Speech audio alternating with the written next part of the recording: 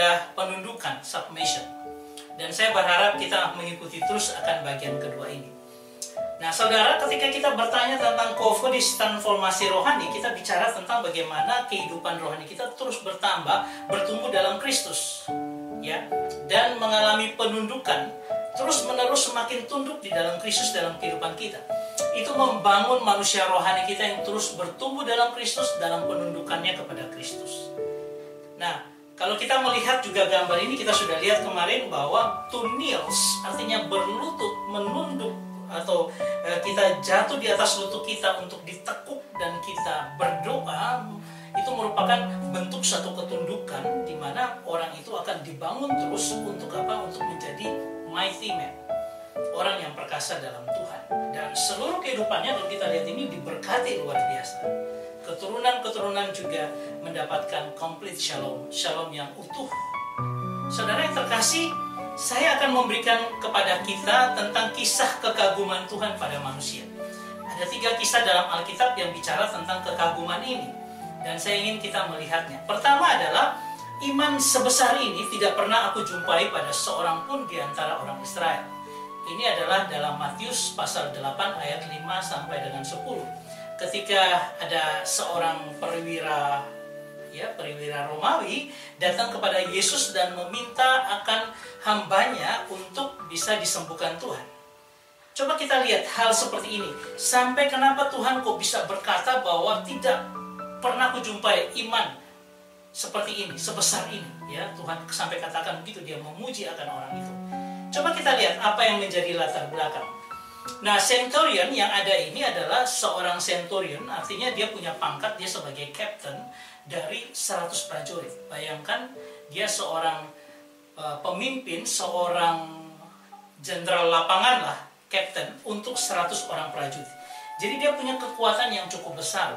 Dan ingat bahwa pada waktu itu Roma itu menjajahi bangsa Yahudi. Sehingga Yesus ini seolah-olah orang jajahan bagi si centurion ini atau captain ini.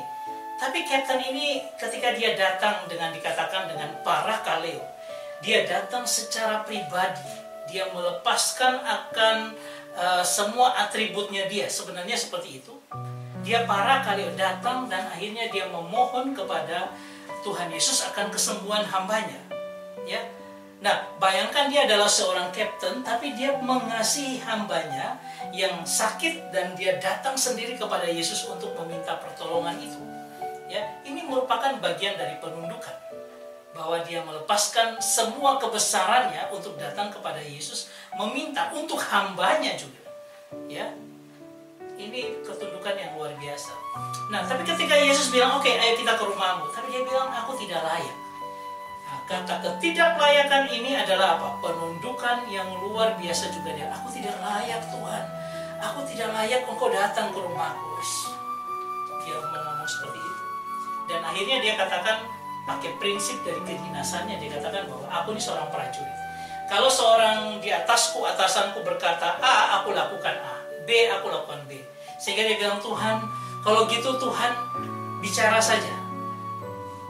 Tuhan katakan saja, hambaku itu sembuh, nanti aku percaya bahwa dia akan sembuh.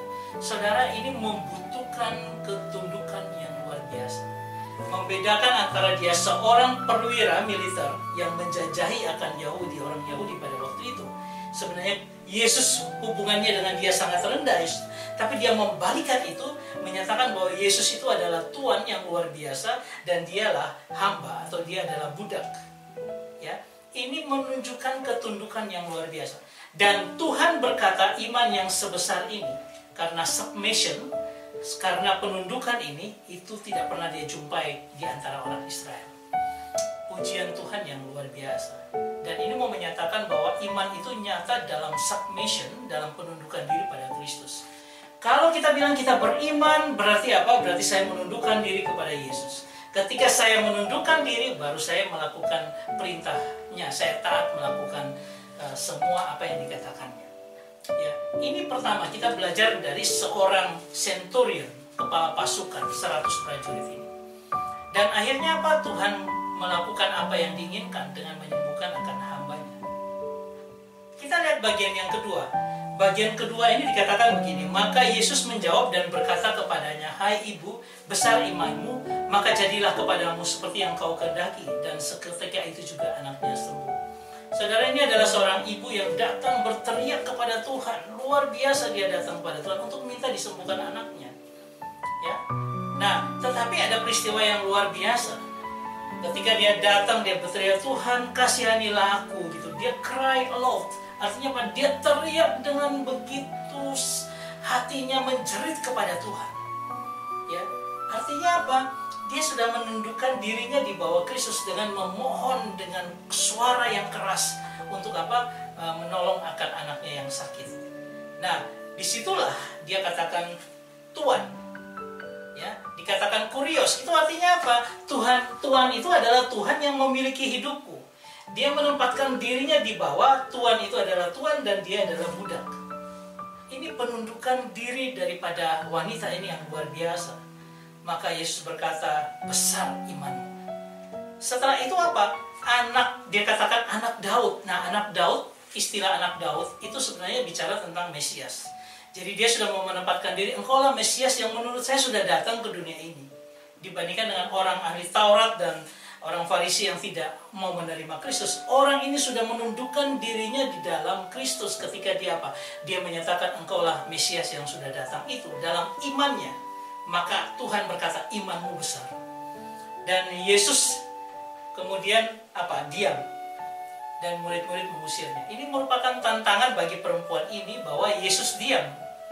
Yesus tidak bereaksi. Ya. Kemudian apa? Bahkan ketika dia teriak terus, Yesus merendahkannya. Pada ayat 24 kan dikatakan bahwa aku datang hanya untuk bangsa Israel, bukan orang lain. Karena perempuan ini adalah bangsa Kanaan. Jadi dia tidak bagian daripada orang Israel yang harus diselamatkan Kristus. Ya, Tuhan menyatakan aku datang untuk bangsa Israel, bukan untuk orang lain. Nah, walaupun seperti demikian, wanita itu ikut juga dia merendahkan dirinya. Dia terus merendahkan dirinya. Sampai pada akhirnya dia menyembah dan dia memohon. Lalu Tuhan juga berkata lagi, direndahkan dia, bahkan tidak baik mengambil roti untuk anak dan diberikan kepada anjing. Tuhan sebenarnya sedang menguji dia, apakah dia mau terus dalam penundukan yang terus merendahkan diri. Pertama, kau bukan bagian daripada Israel, saya tidak bisa memberikan. Oke, tapi dia terus meraung, dia terus merendah. Ya, dia menyembah dan memohon. Lalu Tuhan bilang apa? Aku merendahkan kamu lagi kalau kamu mau, yaitu bahwa kamu seperti anjing. Dalam pengertian anjing, karena apa? Bangsa Israel mengatakan bahwa mereka adalah umat Tuhan, sedangkan bangsa yang lain itu di luar itu goyim, ya, tidak kafir, orang kafir yang rendah gitu. Nah, ketika dia direndahkan itu, wanita ini menjawab dengan luar biasa. Saya hanya berharap dari remah-remah yang jatuh dari meja Tuhan. Itu dia menundukkan lagi dirinya lebih dalam lagi. Bahwa dia mengakui, aku memang anjing Tuhan, tapi walaupun aku anjing yang biasa bermain di sekitar daripada meja Tuhan dengan anak-anak Tuhannya itu. Ya, kalau roti itu jatuh remah-remahnya, aku bisa makan dari situ. Ini merupakan penundukan yang luar biasa. Sampai Tuhan menyatakan, besar imanmu, jadilah kepadamu seperti yang kau kehendaki. Ya, ini pengalaman yang luar biasa ketika orang terus menundukkan dirinya dalam Tuhan. Bagian yang ketiga, ketika lalu ia berkata, ini Yesus, aku berkata kepadamu, sesungguhnya janda miskin ini memberi lebih banyak daripada semua orang. Kita tahu kisahnya ketika ada seorang janda miskin datang ke Bait Allah dan dia memberikan uangnya 2 peser kepada persembahan itu. Artinya uangnya itu tidak berarti apa-apa dibandingkan dengan orang-orang Farisi yang kaya, orang Farisi yang adalah pengusaha, memberikan pada persembahan kolekte di Bait Allah itu. Tapi Tuhan melihat dengan sebuah penglihatan yang luar biasa. Ketika Yesus membandingkan antara persembahan janda miskin dan janda orang kaya itu. Saudara yang terkasih, janda ini sebenarnya di kalangan orang Israel itu janda itu sangat rendah dan mereka tidak berhak apa-apa. Mereka tidak punya hak apa-apa. Karena patrilinealisme itu makanya laki-laki yang lebih dulu kan, habis itu mungkin perempuan apalagi janda seperti ini, ya. Mereka tidak berhak apa-apa. Dalam perkara di pengadilan sudah pasti kalah karena Kalau tidak ada yang bela, mereka tidak bisa berbuat apa-apa dalam struktur masyarakat pada saat itu. Dan dia dikatakan miskin, artinya apa? Needy, artinya dia begitu sangat-sangat miskin, melarat. Ya, kemudian dia kekurangan atau ketidakcukupan. Itu bicara tentang hidupnya itu kekurangan sebenarnya. Ketika Tuhan bilang dia memberi dari kekurangannya, ya, tidak cukup untuk hidupnya, tapi dia tetap memberi. Saudara, yang luar biasa adalah di sini. Dia itu sebenarnya sedang melemparkan hidupnya, melemparkan dengan dia memberi uang 2 peser itu, dia sedang memberikan ini, aku mau menyerahkan hidupku dalam pimpinan Tuhan saja. Aku serahkan semua. Dia sudah tidak punya apa-apa. Bahkan mungkin untuk makannya dia sudah tidak ada. Itu yang Tuhan katakan, dia memberikan seluruh nafkahnya. Dia melemparkan hidupnya. Saudara, apa yang menjadi dasar daripada wanita ini melakukan ini? Mengapa dia berani melakukan itu? Saudara tahu bahwa hak janda itu dijaga dan dipelihara oleh Allah. Makanya di dalam perjanjian lama ada ayat-ayat yang berkata, aku membela, kamu harus tidak boleh menindas para janda dan anak yatim piatu. Harus dibela, harus dipelihara. Dan dengan firman Tuhan itu dia melihat bahwa Allah akan memeliharanya.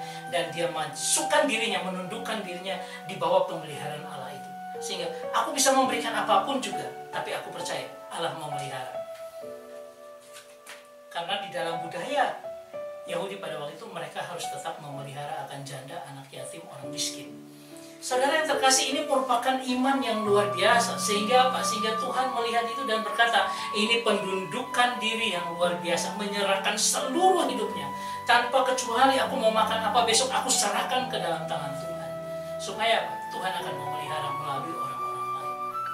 Ya, iman yang luar biasa daripada janda ini itu menunjukkan ketaatan atau penundukan diri yang total kepada Tuhan.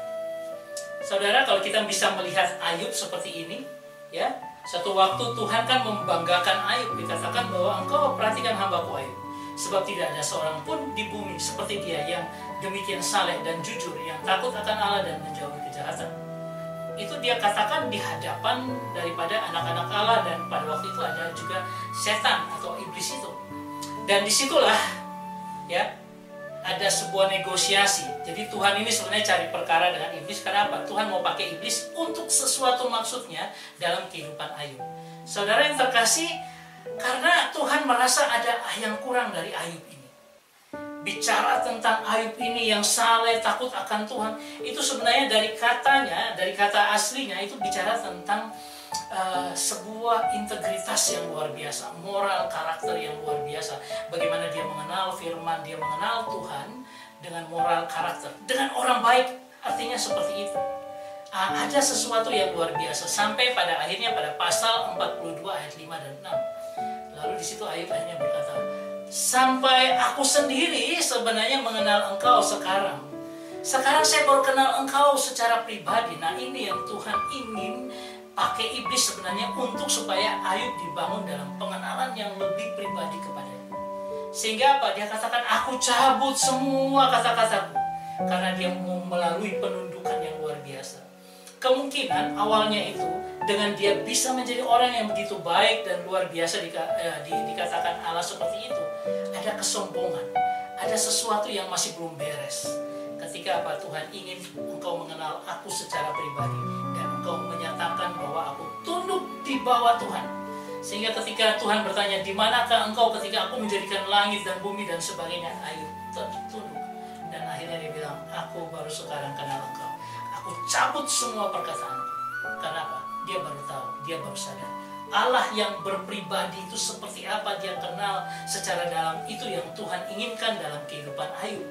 Sehingga apa? Dia jadi menyesal. Dia sangat menyesal semua yang dia lakukan. Karena Ayub ini juga punya keras kepala ketika apa? Dia melawan akan teman-teman tiga. Dia bersoal jawab dengan mereka. Dan akhirnya dia katakan, saya cabut perkataan dan saya menyesal dalam debu. Saudara yang terkasih, ketika penundukan diri itu ada dan hadir dalam kehidupan Ayub, itulah Tuhan memulihkan dia luar biasa. Dan ada bagian lagi yang kita bisa lihat tentang Daud. Ketika dikatakan tentang Daud, Allah telah menyatakan, aku telah mendapatkan Daud bin Isai, seorang yang berkenan di hatiku dan yang melakukan segala kehendakku. Artinya apa? Tuhan itu mencari-cari dan akhirnya dia mendapatkan Daud ini, seorang yang berkenan. Kalau dia berkenan, dia melakukan kehendakku. Saudara, ada terjemahan daripada The Message yang berkata gini, I have searched the land and found this David, son of Jesse. He is a man whose heart beat to my heart, a man who will do what I tell him. Jadi artinya apa? Tuhan sudah mendapatkan dan dia bergembira mendapatkan Daud ini, ya. Karena apa? Karena Daud adalah orang yang hatinya berdegup dan detaknya itu kepada hati Tuhan. Artinya apa? Orang yang tahu hatinya Tuhan. Kalau kita makin menundukkan diri, Daud itu seorang raja, tapi dia begitu menundukkan diri kepada Tuhan, hatinya itu selalu berdegup kepada degup jantung Tuhan. Dia tahu apa yang Tuhan inginkan, sehingga apa? Dia adalah orang yang Tuhan jaminkan melakukan kehendak. Ini adalah proses di mana ketika Daud mulai bertumbuh. Dari awal-awalnya dia menjadi raja, terus kemudian dia jatuh dalam Batsheba dan sebagainya. Tetapi setelah itu dia bereskan semua di hadapan Tuhan. Hidupnya luar biasa berkenan. Dia memimpin orang Israel, kerajaan Israel dengan luar biasa. Karena apa? Dia melakukan semua yang Tuhan inginkan. Saudara, kita bisa melakukan semuanya itu ketika apa? Hati kita terpaut pada Tuhan. Kita bisa melakukan penundukan yang luar biasa ketika hati kita dekat dengan Tuhan. Ketika kita tunduk, menekukkan lutut kita dan memuja Dia adalah Tuhan yang luar biasa dalam kehidupan kita. Itulah yang Daud lakukan. Dan itu yang harusnya kita lakukan. Semakin hari kita membangun spiritual formation, formasi daripada rohani kita, makin hari makin tunduk kepada Tuhan, tunduk kepada Tuhan, tunduk pada Tuhan. Maka Tuhan akan berkenan akan semua yang kita kerjakan. Karena yang kita kerjakan sesuai dengan kehendak-Nya. Saya berharap bagian D ini ada 2 bagian. Itu menjadi berkat dalam kehidupan kita. Ketika apa? Fokus kita nanti kita akan berbicara dengan membina diri kita dalam membangun spiritual formation. Yang pada akhirnya belajar tentang ketundukan sampai pada yang Tuhan kehendaki dalam kehidupan kita. Dan saya berharap ini bisa menjadi berkat bagi kita semua. Terpujilah Tuhan, haleluya, amin.